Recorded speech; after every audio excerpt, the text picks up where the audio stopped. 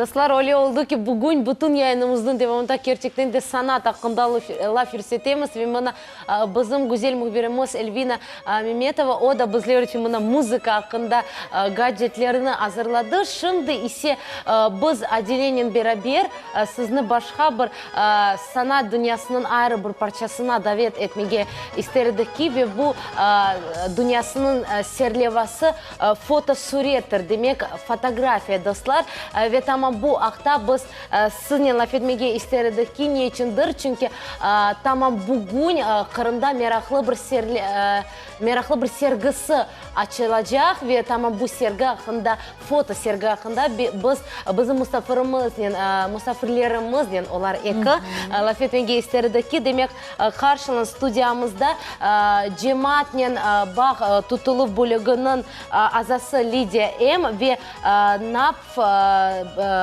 Şurasının reisi Нина Киселева. Салям алейкум, здравствуйте. Добро пожаловать. Спасибо. Как началось ваше сегодняшнее утро? Отличалось ли оно от других ранних подъемов? И волнуетесь ли вы, как добрались к нам? Конечно, отличалась, потому что мы готовились к вам. Вот, волновались, готовились, рано встали. Ну все, уже не Спасибо за волнуйтесь. приглашение. Спасибо вам, спасибо, что пришли. Все, прекращайте волноваться, у нас сейчас начнется интересная беседа. Беседа будет о фотографии, беседа будет о сегодняшней выставке. Фотография – это своего рода отдельная часть искусства. Это своего рода целая ветвь искусства. И не зря один из великих людей говорил о том, что с помощью фотографий можно запечатлеть самые сокровенные моменты. Сегодня именно этому будет посвящена выставка, открытие выставки и фотография. Что под собой подразумевает сегодняшняя выставка и какой масштаб она имеет для Крыма? Ну, сегодняшняя выставка – это организована Международной Московской фотопремией. Это вообще своего рода фотоконкурс. И сегодня будут выставлены работы победителей. Его название «Мифа», правильно? «Мифа», да, Московская международная фотопремия. И, то есть, это международный фотоконкурс, и там участвовали фотографы со всего мира, около 4000 у нас было заявок в этом году. И сегодня будут 80 самых лучших работ выставлены, показаны. Как нам известно, среди этих 4000 заявок были заявки не только с России, не только со стран бывшего СНГ, но и из Германии, Франции, Италии, Перу, Таиланда, Японии и так далее. Да, буквально с каждого уголка. 81 страна. 81 страна представлена в сегодняшней выставке, которая будет состоять из 80 работ. Какие страны представлены и что ожидает посетителей? Ну, у нас есть главный победитель года в профессиональной категории. Он у нас из Германии. Вот, он победил в категории «Природа». Называется «Серое вещество». Ну вот, если вы придете, вы увидите очень интересные фотографии. Да. То есть он бывал на 4 континентах и собрал такую серию работ со всех 4 континентов. Победитель непрофессиональной категории у нас Италии. Вот, тоже такой очень интересная серия изобразительного искусства. Ну и есть с Нидерландов, с Германии, да, с России, Франции, Японии и так далее. На сегодняшней выставке будут ли присутствовать авторы этих произведений? К сожалению, нет. К сожалению, далеко им, и у них очень такой график. Очень жаль. Да, что не смогли. Мы знаем, что после конкурса эти работы для выставок выбирались особыми людьми, и именно для выставки были бы представлены не все работы конкурса. Какими критериями оценивали работы, которые будут представлены именно на выставке? Помимо Московской международной фотопремии, помимо выставки «Мифы», еще будут представлены победители другой фотопремии, которая называется Международная фотопремия. Это своего рода «Оскар» для фотографии. Победители победителям вручают призы в Нью-Йорке, в Карнеги-холл.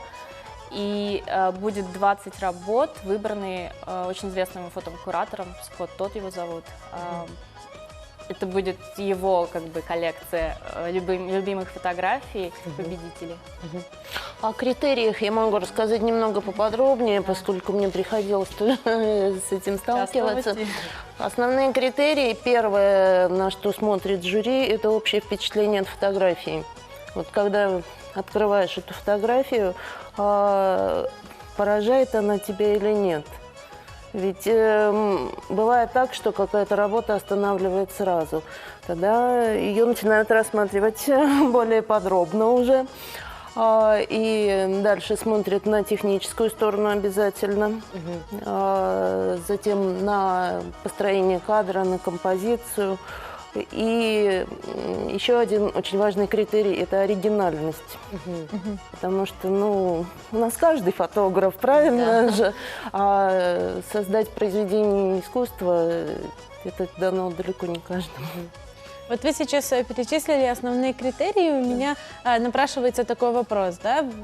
Вы сказали, что делятся на два типа, это профессионалы и непрофессионалы, то есть любители. А если я, например, проходя, да, вот вдохновилась и вот буквально вот сфотографировала на телефон что-то, да, и по моему мнению, это что-то уникальное, это что-то необычное, это что-то сделано вот с частичкой души. Если я вам отправлю эту фотографию, она будет в плохом качестве, но она будет оригинальной, и она будет нести в себе какой-то смысл, нести в себе какую-то изюминку. Оцените ли вы ее? Либо обязательно она должна быть вот сделана именно профессиональным фотоаппаратом, именно с какими-то пикселями, либо как это там называется, вот как она должна выглядеть? Вы знаете, на конкурс принимаются работы, которые отвечают определенным требованиям, поэтому она, конечно, должна быть в качестве. Фотографии, сделанные на телефон, участвуют в других конкурсах. Участвуешь в другом конкурсе. Хорошо. Мы знаем, что одной из основных целей этого конкурса является показать российских фотохудожников на мировой площадке, показать, что мы тоже красиво фотографируем и что нам тоже есть что показать миру. Достигает ли своей цели этот конкурс, так ли это, достойно ли выглядят представители российского фотомира, скажем так, на фоне других мировых фотографов? Да, определенно. Допустим, сегодня будет также 20 победителей конкурса именно из России, российских фотографов, и они также участвовали с международными фотографами. И жюри, которое оценивало участников с разных стран, они особенно отметили российских фотографов.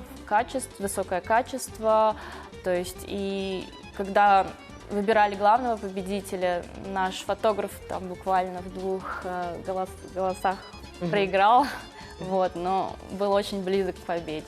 Надеюсь, в следующем году. Я вообще хочу сказать, извините, что российская фотография находится на очень высоком уровне. У нас очень много замечательных совершенно мастеров. И я уверена, что есть еще тысячи фамилий, которые можно было бы назвать, которые просто не участвуют в конкурсах, которых мы не знаем. И очень бы хотелось, чтобы они вот как-то тоже были бы поактивнее и показали бы людям свои работы.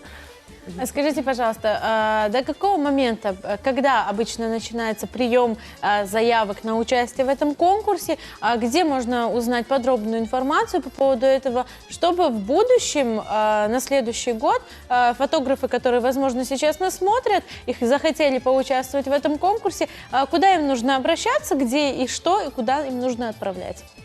На самом деле сейчас уже открыт прием заявок на 2017 год.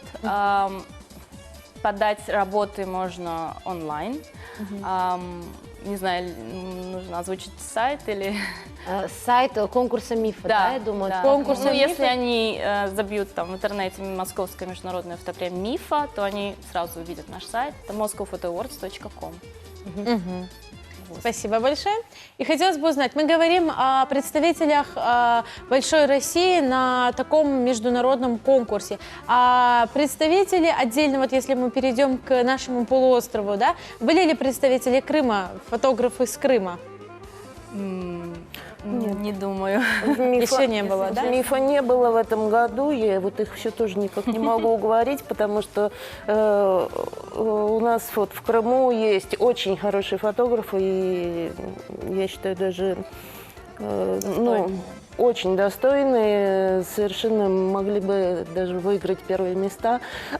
Но они скромные, видимо, еще. Видимо, еще очень скромные, скромные. Надеюсь, после нашего приезда они наберутся смелости. и Дорогие фотографы, обращение к вам. Принимайте участие. Не скромничайте. Скажите, выставка этого конкурса пройдет только в Симферополе и только на территории полуострова, где в России, либо за рубежом еще пройдут как бы просмотр результата этого конкурса? И в первую очередь это, так как это московская международная фотопремия, поэтому она открывается в Москве. Она уже была в октябре в Москве. А потом она у нас поехала в Краснодар, там в рамках фотофестиваля «Фотовиза». И буквально с Краснодара мы ее привезли. Да, тут близко. в Крым. Куда планируете дальше отвезти? Планируем Санкт-Петербург.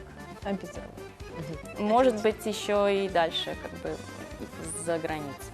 Нет, ну еще вот это вот Best of Show, она же путешествует вообще по всему миру, когда проходят какие-то мероприятия, связанные с фотографией, эта выставка принимает участие.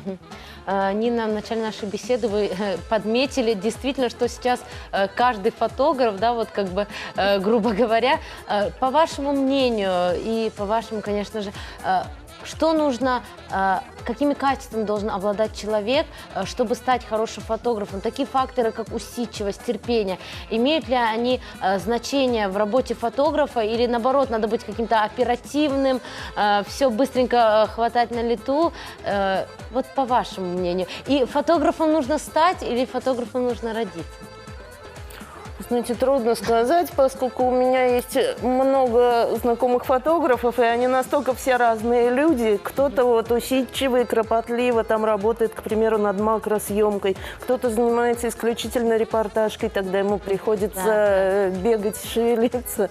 Поэтому люди совершенно разные. Но я считаю, что самое главное – это иметь особое видение.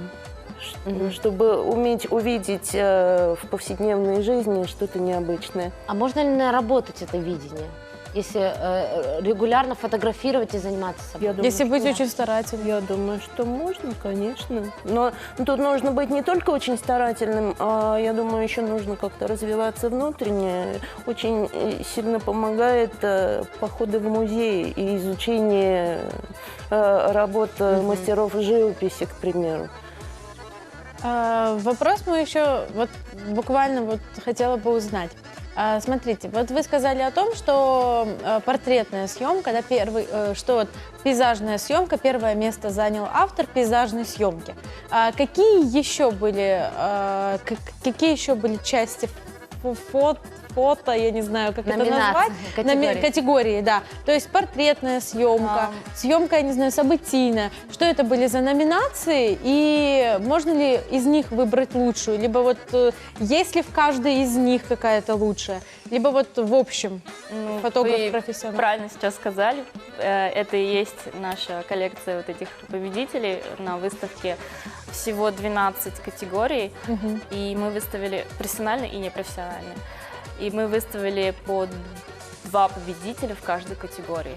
То есть, что получается 42, да, получается. 22. 22, Вот, 44. и 2 главных победителя, 44. Да, у нас мы люди гуманитарные. Мы тоже, да.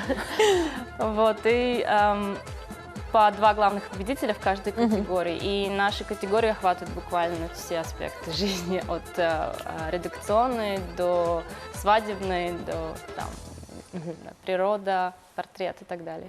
А фотографировали, вот вы говорите, что портретные, пейзажные, да?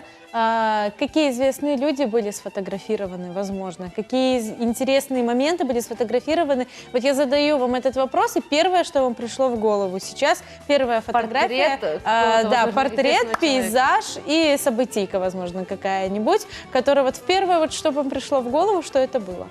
Но если брать знаменитостей, то у нас были победители, которые с портретом Аль Пачино. Боно. Боно, да. Если брать события, то есть новости, то это, конечно же, кризис, сирийский кризис, очень знаменитая, сейчас популярная тема.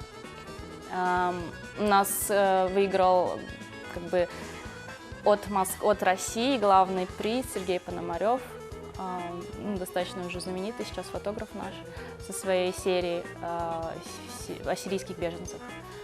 Вот, и какие-то там знаменитые здания мира в интересном ракурсе. Нина, Лидия, вот, пожалуйста. Лина Ханума, что запомнилось вам? Что запомнилось мне? Да, самые запоминающиеся работы. Ну, вы знаете, поскольку я занимаюсь съемкой архитектуры и интерьера, я, конечно, в первую очередь смотрю там. Мне очень понравились в этом году некоторые работы в области архитектуры. Да, и вот ландшафт, да, съемка природы, очень интересные работы. А среди всех этих работ был ли сфотографирован Крым? Если честно. Увы. Нет, еще не было. Нет, по-моему, было что-то. Было, Вот, Ну, я думаю, что если наши думаю, телезрители было. сходят на эту выставку, они Они обязательно увидят. узнают. да, но Нина и Лидия, на выставке, может быть, этого не было, но точно было в работах. Помню. Нина, Лидия, мы благодарим вас за интересную беседу. Действительно, послушав вас, лично мне, например, очень захотелось посетить эту выставку. У нашей передачи, спасибо большое, у нашей передачи есть много традиций. Одна из них просить у наших гостей, уважаемых, что-нибудь пожелать нашим телезрителям. Что бы вы хотели им сказать сегодня? Возможно, пригласить на выставку. У вас есть такая возможность, пожалуйста. Да, в первую очередь, конечно, очень бы хотелось пригласить на выставку. Сегодня будет в 4 часа в Национальной библиотеке Франко официальное открытие. Если сегодня не успеете, приходите в течение месяца. Оно будет до 10 января. Будем очень рады видеть. Вы на самом деле узнаете очень много о мире и фотоискусстве. Пожелать хочу здоровья, счастья и много удачи. Спасибо большое. Нина. Я бы очень хотела пожелать Крыму, в первую очередь, мира и процветания. Я очень люблю Крым, вот, поэтому мне бы очень хотелось, чтобы здесь у вас все было хорошо. Спасибо, Спасибо вам большое за такие теплые пожелания, за интересную беседу. Мы, в свою очередь, всегда рады видеть вас у нас в гостях. И спасибо еще раз, что пришли. Встретимся на выставке. Спасибо Приходите большое. обязательно. Үрде достар, сізге да бір кере қатырламаға істередік ке, бүгінден башлап саат 16-дан Қырым Жұмхуриет универсаль илми китапханеде, яғни Иван Франко адыны ташыған китапханемізде böyle resmi olarak güzel bir serginin açılışı olacak ve bu sergi ata bir ay devam edecek ve siz onu ta yanvarın 10 күніне kadar seyredebilirsiniz. Достар, әлбетте сергіге яда башқа еріне yol алсаңыз, en esası ава hakkında білмеге керектір. Belki de sizге бүгін шемсия керек olacak. Bu hafta bizim nöbetteki alıp barıcımız Lila sizге tarif edecek. Nasıldır bir ava bugün yarım adamızını bekley şimdi.